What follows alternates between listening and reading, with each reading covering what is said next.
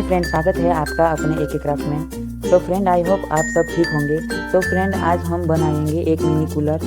तो okay friend, आप अगर नए हो तो अपने चैनल को सब्सक्राइब करना मत भूले और यह वीडियो पूरा देखने के बाद कमेंट में ज़रूर बताइए कि यह वीडियो कैसा लगा। तो स्टार्ट करते हैं हमारे वीडियो को।